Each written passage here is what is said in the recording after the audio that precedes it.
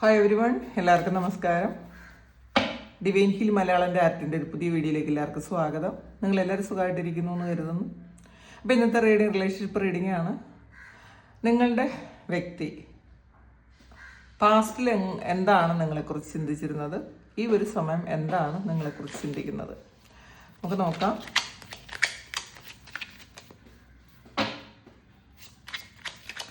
അന്നും ഇന്നും അവർ നിങ്ങളെക്കുറിച്ച് എന്താണ് ചിന്തിക്കുന്നത് എന്ന് നമുക്ക് നോക്കാം.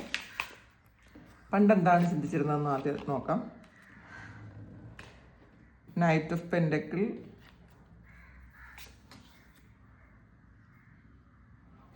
ഹൈറഫൻറ്റ്, എയ്റ്റ് ഓഫ് സോഡ്സ്,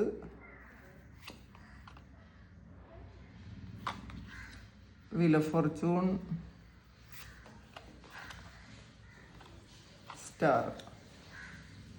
അല്ല ത്രീ ഓഫ് കപ്സ്. ഇന്ന് ചിന്തിക്കുന്നത് two of cups, ace of swords, three of swords, page of knight of wands, king of swords. എൻ്റെ റിവേഴ്സാണ്.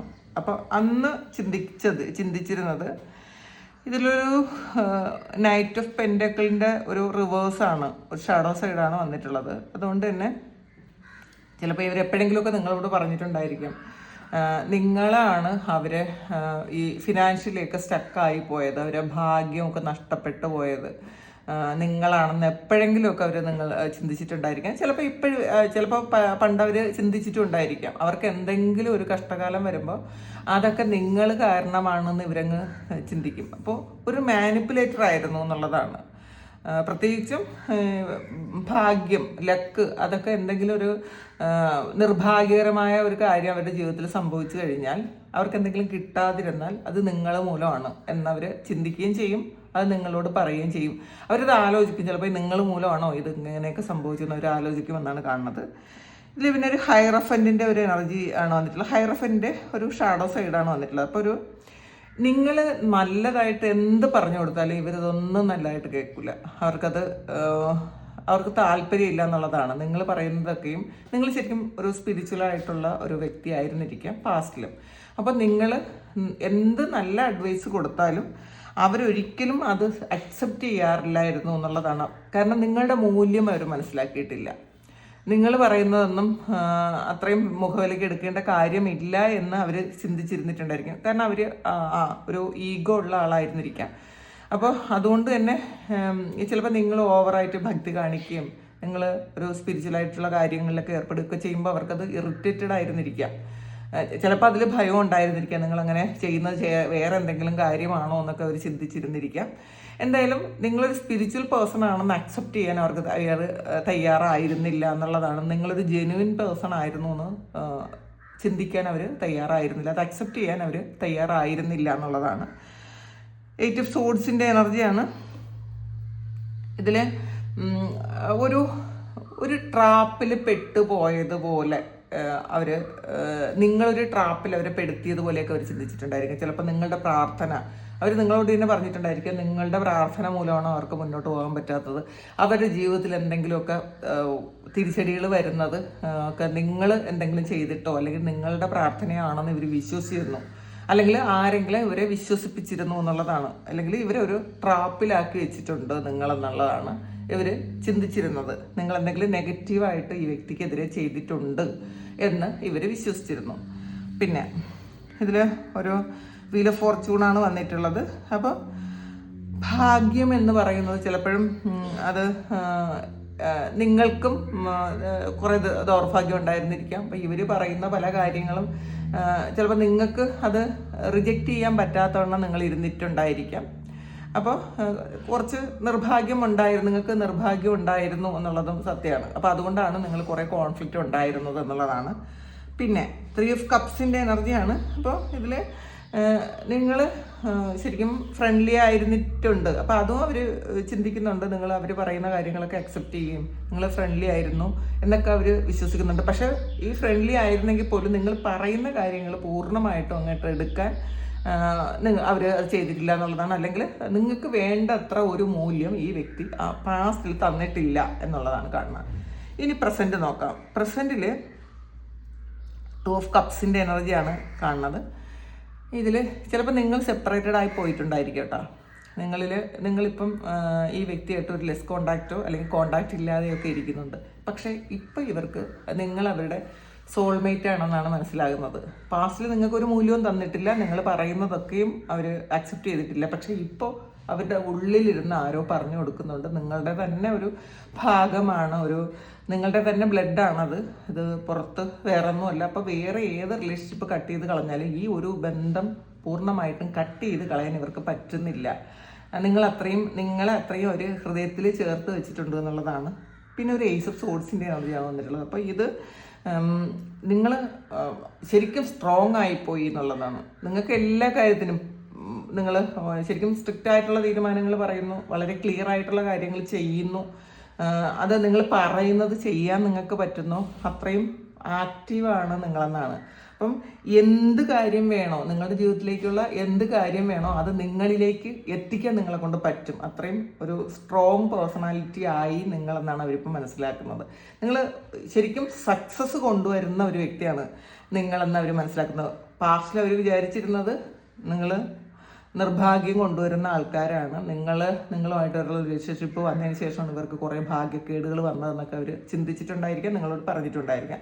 അതേ സമയത്ത് ഇപ്പോൾ അവർ മനസ്സിലാക്കുന്നു നിങ്ങൾ നല്ല ഒരു പേഴ്സണാലിറ്റി ആയിരുന്നു, ശരിക്കും ക്ലിയർ ആയിട്ടുള്ള ഒരാളായിരുന്നു എന്ന് അവർ മനസ്സിലാക്കുന്നുണ്ട്. കാരണം ഇപ്പം നിങ്ങൾ സക്സസ്സിലാണ് നിൽക്കുന്നത്. പിന്നെ 3 ഓഫ് സോഡ്സിൻ്റെ എനർജിയാണ്. അവർക്ക് ഒരുപാട് കുറ്റബോധവും വേദനയും പ്രശ്നങ്ങളും ഒക്കെ ഉണ്ട് ചെയ്തു പോയതിൽ. കാരണം ഇത് കുറ്റബോധം ഉണ്ടെങ്കിൽ പോലും അവരത് റിവീൽ ചെയ്യാൻ അവർക്ക് പറ്റുന്നില്ല.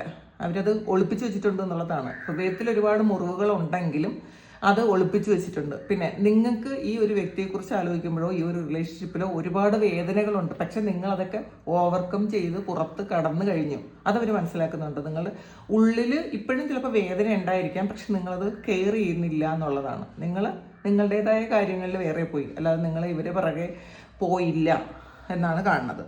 പിന്നെ നൈറ്റ് ഓഫ് വാൻസിൻ്റെ എനർജിയാണ്. ഇതിൽ നിങ്ങളോടൊരു ശരിക്കും റെസ്പെക്റ്റും അട്രാക്ഷനും നിങ്ങളിലേക്ക് വരാനുള്ളൊരു തോന്നലും ഒക്കെ ഇവർക്ക് ഈ ഒരു സമയമുണ്ട് എന്നുള്ളതാണ്. പക്ഷേ നിങ്ങളും ഇത് പൂർണ്ണമായും ഈ റിലേഷൻഷിപ്പ് പൂർണ്ണമായും കട്ട് ചെയ്ത് കളയാൻ നിങ്ങൾക്കും പറ്റുന്നില്ല എന്ന് അവർക്കറിയാം.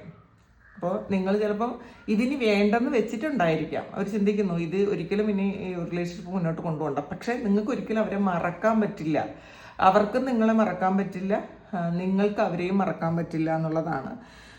ആക്ഷൻ എടുക്കാൻ അവർക്ക് പറ്റൂല, നിങ്ങൾക്കും പറ്റൂല എന്നുള്ളതാണ്. ഇനി ഇത് കാരണം മനസ്സിനെ ഒന്നും ചെയ്യാൻ പറ്റില്ലല്ലോ. മനസ്സിലുള്ള കാര്യങ്ങൾ, പാസ്റ്റിൽ നടന്ന നല്ല കാര്യങ്ങളും മോശം കാര്യങ്ങളും എപ്പോഴും മനസ്സിലുണ്ടാവും. അപ്പോൾ അതുകൊണ്ട് തന്നെ മറവിയിലേക്ക് പോകാൻ ഇവർക്ക് പറ്റുന്നില്ല എന്നാണ്. അപ്പം നിങ്ങളുമായിട്ട് ഉണ്ടായിരുന്ന ആ ഒരു നല്ല നിമിഷങ്ങളൊക്കെ ഇപ്പോഴും അവരുടെ മനസ്സിലുണ്ട്. മാത്രമല്ല നിങ്ങളെക്കുറിച്ച് ഉണ്ടായിരുന്ന ആ തെറ്റിദ്ധാരണകളൊക്കെ മാറി എന്നുള്ളതാണ്. നിങ്ങൾ ശരിക്കും ആക്റ്റീവായി.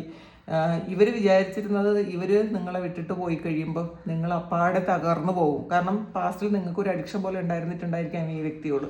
നിങ്ങൾ പറഞ്ഞിട്ടുണ്ടായിരിക്കാം ഈ വ്യക്തി ഇല്ലാതെ നിങ്ങൾക്ക് മുന്നോട്ട് പോകാൻ പറ്റൂല, അത്രയും ഡിപ്പെൻഡൻ്റ് ആയിരുന്നിരിക്കാം. അപ്പോൾ ഇവരത് ഒരു ആയുധമായിട്ട് എടുത്തിട്ടുണ്ടായിരിക്കാം. അങ്ങനെയാണ് നമ്മളുടെ ഒരു നമുക്ക് എന്തെങ്കിലും നെഗറ്റീവ് സൈഡ് ഉണ്ടെങ്കിൽ നമ്മളുടെ ദൗർബല്യങ്ങൾ മറ്റുള്ളവർ മനസ്സിലാക്കി കഴിയുമ്പോൾ അവരത് ഒരു ആയുധമായിട്ട് ഉപയോഗിക്കും. ഇതുപോലെ നിങ്ങൾക്ക് ഇവരോടൊരു അഡിക്ഷനോ അത്രയും ഒരു സ്നേഹമോ പ്രണയമോ ഒക്കെ ഉണ്ടെന്ന് അവർ മനസ്സിലാക്കിയപ്പോൾ അവരത് നിങ്ങൾക്ക് ഒരു മൂല്യവും തന്നില്ല. പക്ഷേ ഈ ഒരു സമയം അവരില്ലെങ്കിലും നിങ്ങൾക്ക് പ്രശ്നമില്ല എന്നുള്ളൊരു അവസ്ഥയിലേക്ക് നിങ്ങൾ വന്നപ്പോൾ ഇവർക്കത് മനസ്സിലായി. ഇവർ ഇപ്പം നിങ്ങളെ ഒരുപാട് റെസ്പെക്റ്റാണ്, നിങ്ങളെ ഒരുപാട് നിങ്ങൾക്ക് ഒരുപാട് മൂല്യം തരുന്നുണ്ട്. മാത്രമല്ല ഒരു 2 ഓഫ് കപ്സ് എന്ന് പറയുന്നത് അവരുടെ തന്നെ ഒരു സോൾ പാർട്ട്ണറാണ്. ഒരിക്കലും വിട്ടു പോകാൻ കഴിയാത്ത അല്ലെങ്കിൽ വിട്ട് കളയാൻ പറ്റാത്ത ഒരു റിലേഷൻഷിപ്പാണ് അല്ലെങ്കിൽ ഒരു വ്യക്തിയാണ് അവരുടെ ജീവിതത്തിൽ നിങ്ങൾ എന്നവർ ഈ ഒരു സമയം മനസ്സിലാക്കുന്നു എന്നുള്ളതാണ്. പക്ഷേ ശരിക്കും അവർ നിങ്ങളോടൊരു ഫോർഗീവ്നെസ് ഒന്നും ചോദിക്കാൻ അവർക്ക് പറ്റുന്നില്ല. കാരണം അവർ ഈഗോയുടെ ഒരു മുഖം മൂടി അണിഞ്ഞിരിക്കുന്നു എന്നുള്ളതാണ്. ഇതിൽ 3 ഓഫ് വാൻസിൻ്റെ എനർജിയാണ്. ഇതിൽ അവർ ഓവർ തിങ്ക് ചെയ്യുന്നുണ്ട്, എന്ത് ചെയ്യണം, ഇതെങ്ങനെ ശരിയാക്കാം എന്നൊക്കെ ഒരു ഓവർ തിങ്കിങ് അവർ ചെയ്യുന്നുണ്ട് എന്നുള്ളതാണ്. അപ്പോൾ ഇതാണ് ഇന്നത്തെ റീഡിങ്. അവരുടെ ആറ്റിറ്റ്യൂഡ് അന്നും ഇന്നും. പിന്നെ കുറേ ആൾക്കാർ നെഗറ്റീവ് എനർജിയുടെ വീഡിയോ ഇട്ട ആൾക്കാർ, കുറേ ആൾക്കാർ വീണ്ടും അടുത്തതിനെ പറ്റി ചെയ്യുമോ എന്ന് ചോദിച്ചിട്ടുണ്ട്. ഞാൻ ചെയ്യാട്ടോ, ഇടയ്ക്ക് സമയം കിട്ടുമ്പോൾ അതും ചെയ്യാം. Thank you. നിങ്ങൾക്ക് ആർക്കെങ്കിലും പേഴ്സണൽ റീഡിങ് വേണമെങ്കിൽ എൻ്റെ വാട്സാപ്പ് നമ്പറിൽ കോൺടാക്ട് ചെയ്യാം. നമുക്കൊരു പുതിയ വീഡിയോ ആയിട്ട് വീണ്ടും കാണാം. ഒരുപാട് സ്നേഹം, ഒരുപാട് നന്ദി. Thank you.